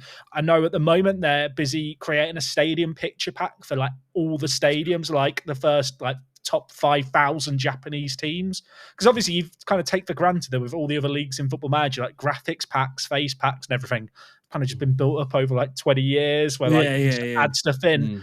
And like you look at a stadium picture pack, like that's like the ground like 10 years ago. It doesn't really matter. Like no one cares. Like Japan as a football ecosystem has kind of existed in a black hole. But it's weird because the Japanese Football League is the second biggest professional football league in the world, behind the English Football League in terms of the number of professional footballers and professional clubs in the top 3 leagues. It's massive. Like Japan had this big push where they wanted to obviously professionalize the game way more. They obviously hosted a World Cup, and like it's something that has grown and grown and grown. And the Japanese Football League is so like interesting. And so for me, my plan after Park to Prem finishes is to go and manage in Japan, do a lower league save game, because the promotion to the 4th tier is the hardest league in world football to get promoted for. And if you find Football Manager a bit formulaic, a bit easy, which I confess I think sometimes I just know what to do, I think that in itself is going to provide like a proper challenge, which is really, really exciting. And I think for a lot of people, it's about exposing people to it. I mean, like, hey, this is why you should be excited for this thing. Yeah. It's time to say hello to the latest sponsor of the FM show. Everybody say hello to Surprise Shirts. Surprise Shirts is a family-run business based in Lincolnshire selling mystery football shirts. A customer purchases a shirt on the Surprise Shirts website, tells them which teams they wouldn't like to receive, and Surprise Shirts sends them a football shirt from any team around the world. But for FM fans, Surprise Shirts have devised the ultimate way to choose your next save. Their FM mystery box guarantees a shirt from a club playable in the standard PC version of FM24. Not only can you solve the dilemma of choosing who to manage, you can represent the club with pride as you manage them to glory whilst wearing a piece of their history. FM boxes are just $35.99, a very reasonable price for a new football shirt, but FM Show listeners can save 10% when they use the code FM Show at checkout. So just a reminder, there's a text box at checkout to list any teams you'd like Surprise Shirts to exclude from the box, so you won't get any nasty surprises. So spice up your next FM save, support a family business by heading to www.surpriseshirts.co.uk and use the code FM Show. That's FM Show for 10% off. So is that the university system as well? Like so they have their high school system, but the system I was talking about is promotion to the J. So it gets confusing, everyone. I'll buckle up tight. So you have J League, which is the top 3 divisions of Japan.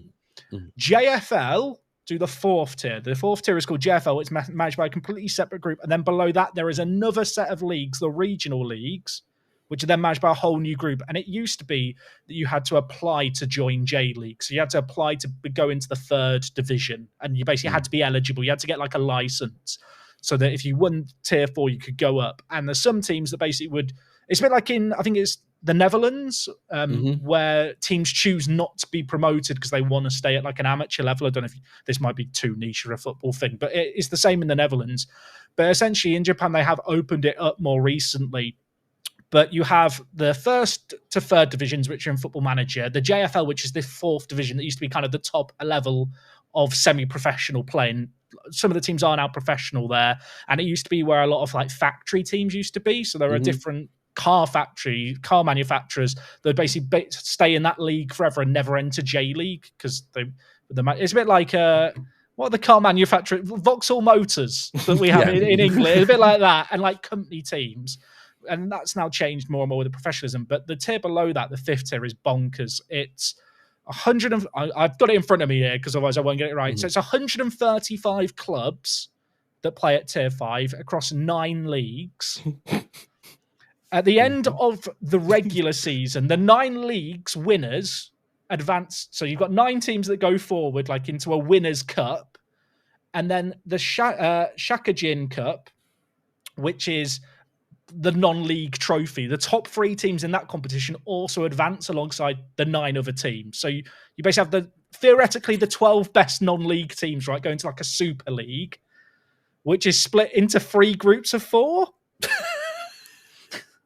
And the 3 groups of 4 play against each other, and the winners of those 3 groups go into a new group stage alongside the team that finished 2nd and scored the most goals from that next group. So you have your initial league season. If you win your league or finish top 3 in the cup, you go into a league system of 3 leagues. If you win that league, you go into another round, right? These later rounds are all at neutral cities. Like you go there on holiday for a week and play like a little mini tournament. Like you do when what is going on? No, it gets more. So once you've narrowed down the 135 clubs to 4 teams, theoretically the 4 best teams, they play each other in another group stage bit. And then the top 2 teams, okay, this is the best bit. So you've played through all of that, many rounds. If you finish in the top 2, you play against the bottom 2 teams of the 4th division away from home. It's 1 game, and you have to beat them to be promoted. If you draw away from home, you're just not promoted. You had to beat the team and earn the spot off them. So you run How long does this take? I'm still left at JFL. I'm still trying to understand the different organizations. The 5th tier has 135 teams. They play for a big playoff, and the top 2 teams play the bottom 2 teams of the 4th division, and sometimes no one gets promoted. Wait. So like no one can go up, so it becomes the hardest league to get out of in world football. I genuinely don't think there's a nation that's Can any you imagine closer. doing And all it's of the that? fact. The holiday and everything, just all for nothing. Yeah, literally. Imagine you get there. You're taking on a team in the 4th tier as a 5th division team. You've gone through 4 rounds to get to this point, and it's 1 game at the away team stadium, away from home, and you just draw and go over. It's like, well, that was a good. We'll do it again next year. So you have to play you have to be the away team as well. Yeah, you're the away team, and it's 1 game, and you have to beat them. There's no extra time. If you draw after 90 minutes, you didn't beat them, you don't get their spot in the 4th division. So what point do they have the travelator in there as well? Yeah, no, they really should, shouldn't they? My favourite bit is the fact they have the best 12 teams that play in 3 groups of 4, and then the winners of those 3 groups go through, and then it's just like, fuck, we need another team that we put through to get a group of 4. Right, whoever scores the most and finishes second, you just go through, lads. So Also as well, so hang on.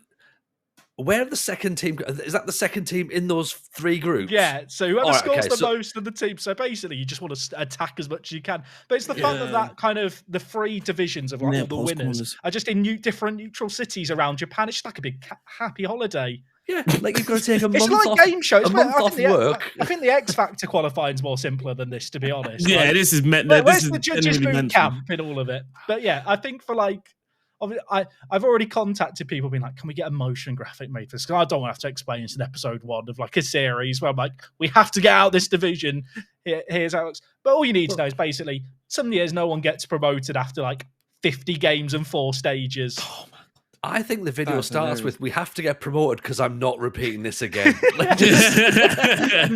When I failed to get promoted, it's like, right, guys, we're going to play the tape. Just Yeah, 1.5 times speed. Just enjoy that. Right now, we all remember where we're at. It's a bit Wow. like This makes Brazilian Serie B look really, really easy. I did a doesn't it? tweet and someone was like, I think the Argentine system's simpler than this. That's the league where like they change the number of teams every year. Yeah, the Argentines, yeah. I think even FM got confused, didn't they? Even they got confused in the room. I do love the idea though that you have to beat the team in the league above you away from home in a single-legged game. Like, that's so brutal. Like you've beaten 130 teams at your own level. It's like, right, well now you've had a lovely season. I'll take on these guys. Beat them away. Isn't that similar to? Is it Coppa Italia where the higher rep teams, the home? I don't know if that's the way in FM, but for some reason, like they can have if it's advantage, versus Juve, it's always Juve at home, which just that bothers me. That triggers me. It's like if anything, if you're gonna have that rule, shouldn't it be the other way around? Shouldn't it be Juve going to Bologna, rather than Juve going to Bolognese? I keep calling it Bolognese. It's from a video. I call it Bolognese from a video. It doesn't make more sense that Juve has to go to. It's just, oh man, that is annoying. Because surely you can have a final every year of the strongest teams. In Sweden, you can buy home advantage. I remember loving that in you Sweden. Did It's like, should we just buy home advantage? Yeah, screw it. £10,000. That sounds good. Yeah, I love Sunday League where you just win 3 points, lose none. Relegated, promoted. That's it. I'm also looking forward to about being in Japan is I do this thing called away days where I go on Google Earth and look at the stadiums. And when I'm in England, that's chaotic enough. I'm going to be in Japan where we don't have the English alphabet all of a sudden. I'm trying to navigate my radar. I think this is the stadium we're playing out of a fifth tier team. You're also going to have to go and find places that are just neutral and go, we might be staying here. We don't know. We're in this city somewhere, like for the weekend, lads. Oh my days.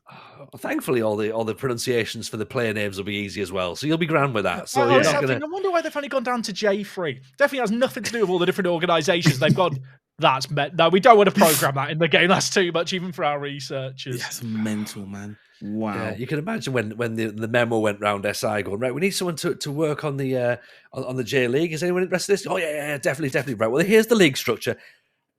Should we just do 3? My favourite thing about it was I was looking on Wikipedia trying to understand the rules, and I'm good friends with a couple of the researchers on the Japan side. I'm like, is this accurate? Like, nah, this changed last year. Like, we don't do penalty shootouts to get bonus points anymore. I'm thinking, well, that's a relief, and it was simplified it slightly. Because I remember there was a conversation, I think it was on the forum, where people were like, they were saying that before the old ways, and people kept saying, "Yeah, this is the way." And then there's like some big debate and argument, like, "No, now this is the way. No, this is the way now." And it's just like, wow, this is mental. I think they don't understand the rules half the time. They just wing it. It's like, I think we're meant to play you in the next round. You know, you ever did 5-a-side football tournaments, like where there's like some mad goal difference thing, and everyone's trying to work out who to play who, and no one really knows. It's going to be like that. There's just one poor bloke in the corner, pen and pencil, being like, right, draw lines between the teams. Like, I think just do it. Like, just get one pitch, winner stays on, right, and then at the end of the month, whoever's still playing, you're promoted. But it's a month solid. And you just tag in, like, man. So you'll kick off at 3:00 in the afternoon. Unfortunately, there'll be a team who's got to try and play at 1:00 in the morning. But you've played 7 matches at that point. Brilliant. Is there a specific team that? So when you have to play that team away from home to beat them, where's that team in their league? So they will be one of the bottom 2 teams of the 4th division, but you have to realise there's such a big gap. I can say the level anyway is going to be big. Yeah, the level anyway. But I mean, the theory you'd think is that because you've got like 135 teams who have played against each other, you should end up with the 2 best teams if it's a good system, really, after a whole year. Yeah. But I also feel like, because of how Football Manager works. Like, Football Manager can't deal with Club World Cups, can it? Like, fitness levels and stuff. I feel like the fitness levels are just the best. Like, the other team have had like a month chilling while you've been going around on your tour and playing multiple post-season stages, like just around Japan. Oh man! But I think the interesting thing about it is it just adds so many high-stake games. It's like, right, well, we win our league, but we still have to win 2 more group stages and then beat a team away from home. Yeah. Again, this makes the whole thing in South America of relegation by average points seem the most obvious thing in the world, doesn't it? I remember managing in Mexico for the first time, and they have like the opening and closing stage of the season. And I think with that as well, they take the average points over the last like 2 years. Yeah. And then at one point, Mexico added like a second tier that's like full of lots of B-ish teams, I believe. And yeah, that's what. it's So all when I was doing the scouting thing, my assignment was Chile and Peru, and that was so when I joined in, it was like the opening thing. So I was like, yeah, this team won the league, and they're like, nah, mate, that's the opening stage is the closest. But I looked at the league table that they won the league, but I also noticed there was no like champions or anything. There was no thing saying that they've won it, but they're clearly on top of the table. I don't know if they ever games fixed are played. it. Football Manager, like with the league history graphs, which shows past positions, the Mexico ones always used to look mental because it clearly never been like programmed in by with the fact there was going to be 2 seasons and like a cut with his final. So you'd have like the graph where it'd have like 2 plot points every year. And you look at it going, it just doesn't look like it makes it. It's not a readable graph at this point. No, I remember I managed in Uruguay once, the Uruguayan second division. I think there's only about like 14 teams or something, and it's quite a small league. If you win that league, because again, there's a split in it as well, of course, why wouldn't there be? Like, if you win the league, you've got like a 3-month pre-season. Like, it just, in its ages, the rest of the league sorts itself out and plays another 20 games. Like, so you've got like this massive time to go into the Uruguayan top division.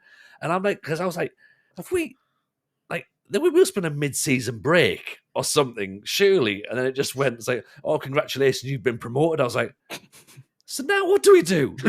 yeah. Oh my! Like, none of the players' contracts ran out for another 2 months, so we're paying these players. They're not playing, so we're hemorrhaging money. Just have really high appearance bonuses when that happens. Yeah. Oh, fun. Oh, God, man. I'd love people to let us know if there's any leagues they've managed in where there's like mental rules. I remember once managing in China and not reading the league rules, and there was like a rule that's like you're allowed to sign, I think it's like 5 players over the age of 21 from other Chinese clubs in a year, and I'd sat there having signed 18 new players thinking, I can't register any of these. Like, I remember watching you do that. I had this really planned out pre-season, like, right, I feel very good now. And there's like, right, time to register everyone. Okay, well, half the new signings will not be registered. And it's the Chinese-only goalkeeper rule as well, isn't it? Like, that's so funny because in Football Manager, in China, when they had all the foreign players coming in, like obviously they've now cut so much of that funding and like they have loads of wage caps. Yeah, they like, were scared that every team would just sign a foreign goalkeeper, so they made a rule that you could only have Chinese goalkeepers. But as a result of that, the Football Manager AI values Chinese goalkeepers higher than anything else. When if you have the best Chinese goalkeeper or you want to sign a Chinese goalkeeper off another team, good luck. Like you just need to hope that one generates to your club that's good enough. And you know, I think that's what's interesting, because you did that on Twitch, didn't you? You did China on Twitch, and then obviously you did Sweden on Twitch, and I think that's the interesting bit. Like, I think for me, I think YouTube seems to be the European leagues, I would say. Good luck, of course, explaining J League on YouTube. I need a graphics maker. And then, I need help myself, I think, dealing with it. And then Twitch can be a bit more sort of like, oh, hey, let's see what we can do here. And it's a little bit different and we can vibe away a bit. I don't know if I'm right or wrong on this, but I feel like YouTube is the school disco, or like, you know, the prom at the end of your graduation at school. Twitch is like the grad party afterwards, where everyone's snuck in alcohol early and everyone's been let loose a little bit, and no one's there to reel you in and say that's not a good idea. It's like, no, I'm managing in China. You can't stop me. Which one's the old man pub where you just sit in the corner and complain that the music's too loud? Because I'm in that one. It's like... Have you got anything from the 90s? That'll be too. Who's it? Zims, but like, he's streaming because he does both, and there's like certain things that he says on his obviously Twitch, but it triggers the TikTok. TikTok keeps sending him warnings. It's like, nope, you can't say that. You can't say that. It's just like, F this. I'm just gonna have to lock that one off then. Oh my god. Fun. Yeah, you know what? I think this has been fun. Actually, I've enjoyed this. You told me before we sat down to record, you're like, I feel like I've got a script now. I feel like we went off the script completely. I haven't been sent anything, so usually I have the script on this screen and you lot on this one. Today, there's nothing. There was questions earlier, but then we just thought there's just no point. I don't think, as well, the way the chat went, I don't think we would have had this organic chat the way, obviously, with a script as well. No, look, I think I've got through all my topics I've got on here. Jack, Park to Prem, J League. That's it. It's Yeah, that was on the nose. There you go. Good. Oh man, but thank you for explaining the rules though, because imagine that we tried to do it ourselves. Oh lord, that would have been. All you need to know is no one gets promoted after a year of just scrapping away through multiple rounds. It must be really boring if you just finish mid-table in the first stage. Really, you just get to watch everyone else having a party going around Japan. But is that not the thing though? For your starting expectations, you're expected to finish mid-table. You're just like, oh, all right, fine. I'm looking forward to Football Manager's expectations. Like, right, our expectation is for you to get to the second round and be the second highest goal scorer, and therefore make it to the next round. It's like, oh god, what's that? we expect you to be competitive in the 135 team. Like, oh, all right, okay. I thought like Football Manager be competitive. It's just we don't know what you really predicted. Just have fun. That should be a new option. Yeah. Actually, one thing I will ask then before we start looking to wrap this up, and it's something that we've spoken about, Aaron and I and Steve, and we get a lot of requests from people. And again, we talk about people thinking that there's a certain content that they want, a certain content that they like. We get a lot of requests for a network save or a 3-person save. Now, you have famously been part of a very large network save. Yeah. Logistically, it's a nightmare. There's a reason why we're not. Yeah, I'm just going to tell you that it's so hard to get people on at the same time. And the other thing is, it's kind of different. If you're playing a network game with some friends, you're having a few beers, you can really chill out and be relaxed about it. And you guys all know from streaming, and even when we're sat doing this podcast, this has been pretty relaxed, really. But like when you're streaming stuff, you're very conscious of the fact you've got to be entertaining. And when you play in Football Manager, you kind of have your own metronome for how you play. And I find, at least for me, I play differently on stream than if I was recording or if I was just playing in my own time. But you find your flow with it all. And the issue with like a network game is, all it takes is one person to be playing slightly out of time with everyone else and being a bit slower, and you feel like you're filling, and streaming becomes instantly like more exhausting. It's kind of been on like on a live broadcast, when they know they're filling for something. Yeah. It's like when the VAR microphone set for the referee's not working and the commentators are sat thinking, well, we're meant to be kicking off in this Premier League game, but they're sorting out the technology, right? We need to fill. It's like challenging. I mean, don't get me wrong, network games are really fun, and there's definitely an organicness to them, a bit like us just sat chatting, where you can have like really good interactions, but people kind of tend to go, I really enjoyed this really important moment or this specific thing. What are your favorite things? And they'll name 3 moments. I'm sat thinking, we streamed for 60 hours to get those 3 moments, and you may not have even seen them live. Like, I think the other challenging thing is, it's like when we did it, it was like lockdowns were still kind of a thing, and so everyone was free. It was a good time.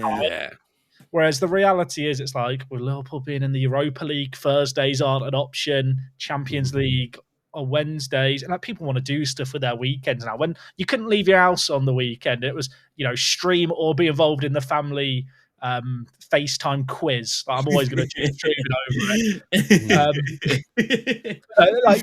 Network games are so fun. If people haven't done a network game before and you have some friends who play FM, like, it is a really fun way to play. But there is a very specific reason why you don't see that many network games that are probably more than 2 people. That occasionally you'll see some with 2 people. There's a reason they don't exist on YouTube. Football Manager is kind of quite an isolated game where you play your way. I feel like no one plays anyway. And you can't. Whilst you can compromise that slightly, and it becomes a bit easier when there's 2 of you to kind of figure out each other's rhythms. There's no one on my rhythm. That's the only thing I can never, because I get through 20 games of streaming. 6 a.m. being like, we play some more, please. Like, I literally go through 20 games of streaming. I've never met anyone that will play the game as quick as me. And when I'm watching other people, I'm like, what are you doing in between the games? Like, just press continue. I've done one network save, and that's where it got to the end. It got to like 2 hours in, and we're still like the 5th day in pre-season. And then it got to a point in my head that I'm just looking at my own chat, and I'm just like, I'm gonna blow off. I remember once, you've just unlocked a memory, and this is probably going to be put on some kind of Sports Interactive blacklist. But I remember maybe 10 years ago doing a charity stream. And it was a network game where we basically passed on the save game. And there was always people playing. But at the end of the stream, we didn't really know who to raid. And someone, for whatever reason, suggested that we look through the list of network games and find someone's network game that didn't have a password on to raid. And we basically said, no one do anything, but like naively, I might add 10 years ago, no one don't do anything stupid. Just join the game. Let's make this person confused while 100 people out of nowhere have joined their network game. And I joined on my stream and other people joined on theirs, and it froze like 10 seconds. And you just see the number in the top right, and people just going up and up and up and up and up. Then suddenly it like continued forward. It just has like the news inbox items there. It's just like Messi released, Ronaldo released, Neymar released. Oh my God. It's like, we're awful people. So that person's out there wanting an apology.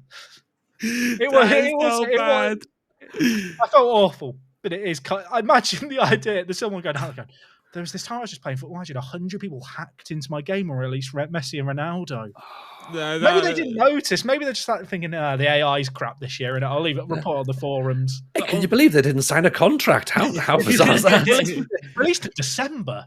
The only crazy thing, like in my house, like my friend or my brother, I just could not understand why they would go toilet at halftime in the game and just have good faith in me to not touch the computer and not put the goalkeeper out front for the goal. That was just like the go-to thing every single time. But there'll be some donut in the house that'll be like at halftime and go to the toilet and think they can come back to their save with everything looking normal. Oh man, there was always one friend that would just OTT and like you would spot it instantly because your players are in crazy positions, but the key was always Football Manager network games. Football Manager is a very serious game, but as soon as it's involving other people, like you change how you play. Yeah, it's 100%. Yeah. So like even the network save, we just started doing things that we would never do in a normal save sort of thing because that's the only chance you would actually do it as well. But a network save now is too much for me, man. I played too quick. My preseason there's a chance. They've not said no. Ooh. Okay. Is that what we're waiting for?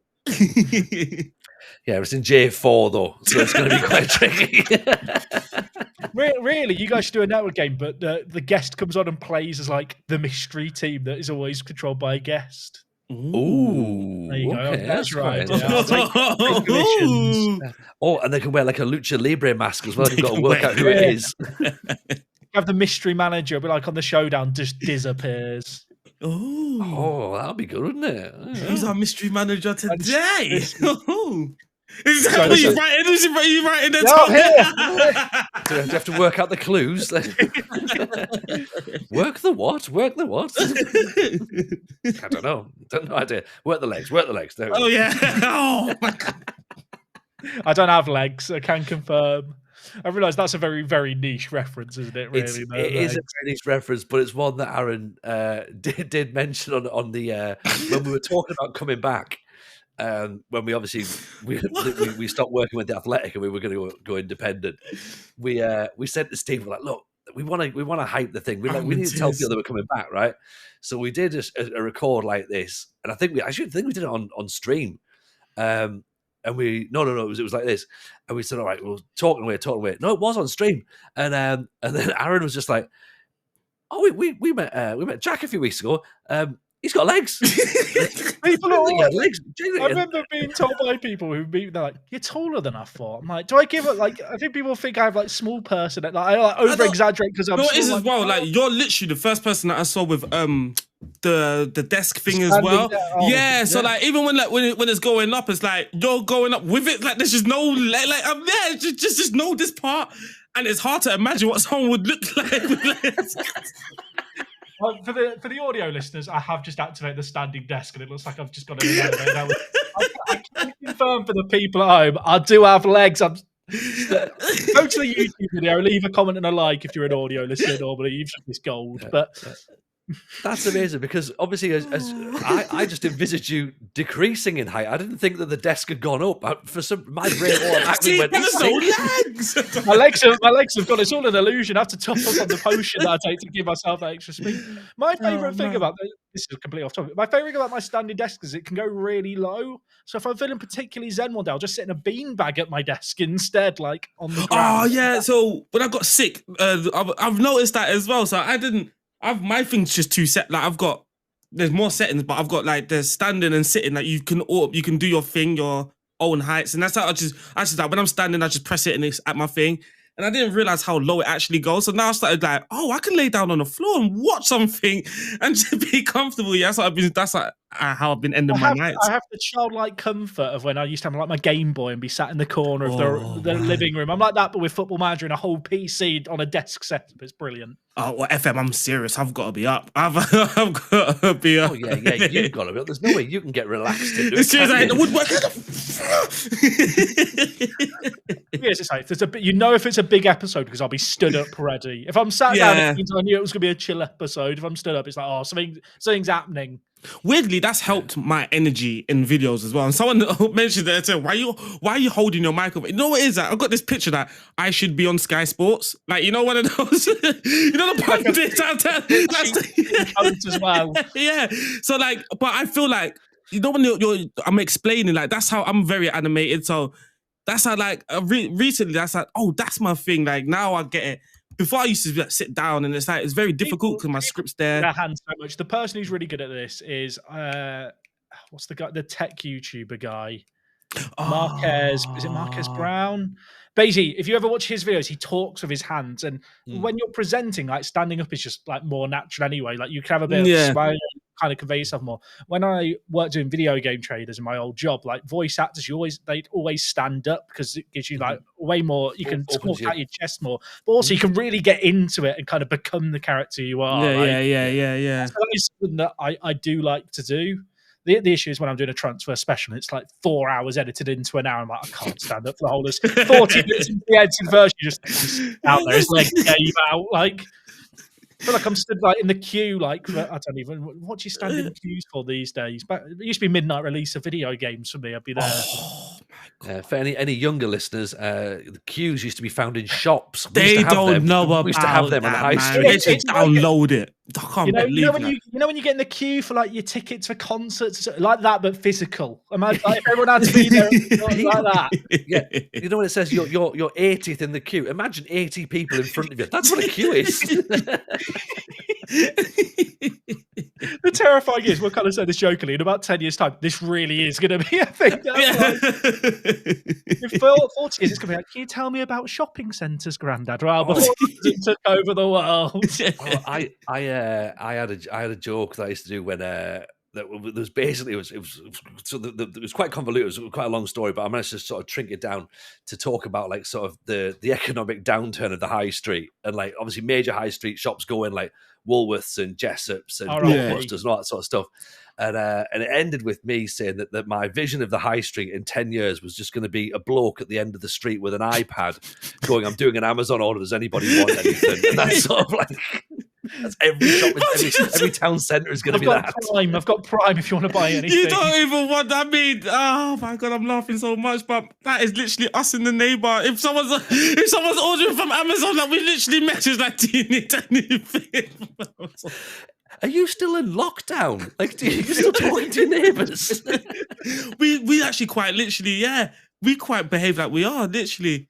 You see them getting their grocery deliveries in, they stayed up till 2 a.m. to get that slot. I bet they've got the toilet roll as well, haven't they? Yeah. It's even like the other night when the missus, she's hungry, she's talking to her friend, she's hungry, and then like the mum just pops over and she brings her food and stuff. It's crazy. It is over, by the way. You are allowed to leave your house again. No.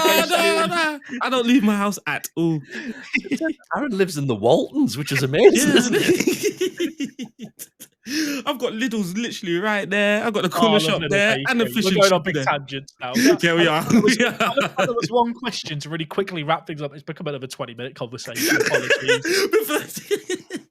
I'm looking at the recordings. I want to see like close to 2 hours like we're usually. Part 1, part 2. Break it down. Before part 1, we can just put in some quotes. I'll be like, my next save game is, make it black and white. My least favourite YouTuber is Lulu. And then cut that there. And then we don't include this in part 1. People watch all the way through part 1 thinking, who's he gonna smack talk? So when you have like Piers Morgan's life stories and they take the most saucy bits, there's like the last 5 minutes of that stuff. We'll put that in part 2. I'll tell you the feature I think they should take out of FM. That's it, it just goes. If Football Manager do this, never played it again. Oh Oh man, I've enjoyed this. It's been a chat, really, hasn't it? Yeah, it's literally quite literally just been a chat. It's all it needs to be. It's all it needs to be. This is the thing. You know, we've got our vibe. We know what we're all about.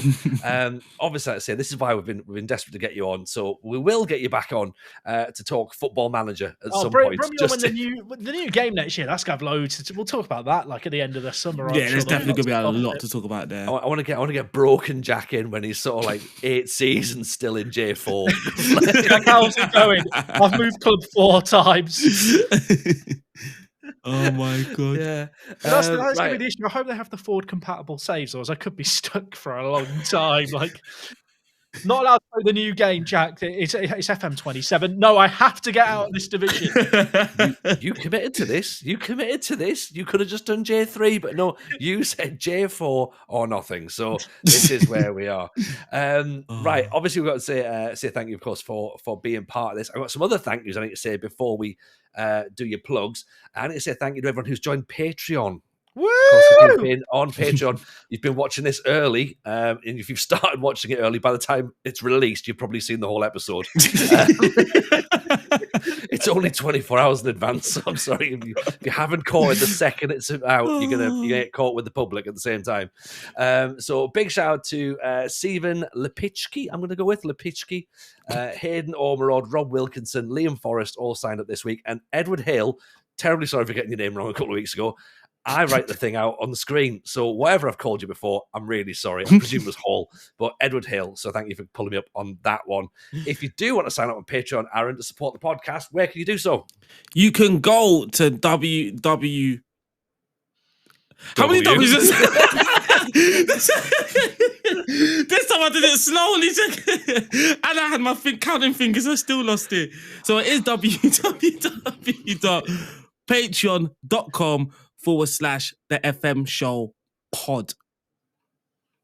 It's not the FM. It's the FM show, right? It's FM show. I've got to do that again. I like the fact you guys are it's the FM show pod. Is it the FM? Okay. So this flawless. It's amazing we have any Patreon. Wait, is it going to be too wordy? So it is a pre-recorded bit where you just press a button and he just says it.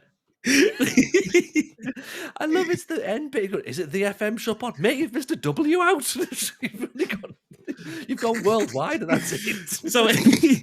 So it is the www.patreon.com/the FM show pod. That is www.patreon.com/the You've got the charity reader vibe where it's like, if you want to donate, hit the number is down below.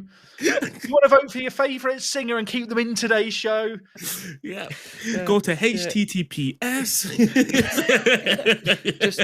How many slashes is it after the comma? If you want to be part of Patreon, just live on Aaron's street. Someone else will sort it for you. They'll set it up. Oh dear. Does anybody want to be a £5 Patreon this week? Jack, before this descends into madness, where can people find you and find more of your work? Anywhere on the internet. Just search Work the Space or go to workthe.space. That is, again, a workthe.space. Is World Wide Web before, but I think people have got that now. www.workthespace. Is that right? Something like that. Yeah. Fantastic. Right. Okay. Do remember, of course, follow all the social media channels, The FM Show Pod. And it's thefmshowpod@gmail.com. If you want to send us an email, thefmshowpod@gmail.com. Join the Discord. Come and try and decipher this with us. I do need to say thank you to everyone for listening. This was episode number 33 of the FM Show, hosted by myself, Tony Jameson. Our co-host was Aaron Falloon, aka RDF Tactics. Our guest, of course, the wonderful Work the Space. Take care of yourselves, everyone. See you all next time. This one's been a belter, hasn't it? Want to learn even more about Football Manager? Subscribe to the Patreon. Just visit patreon.com/thefmshowpod. Don't forget to rate and review, and follow along on the socials @the FM Show Pod.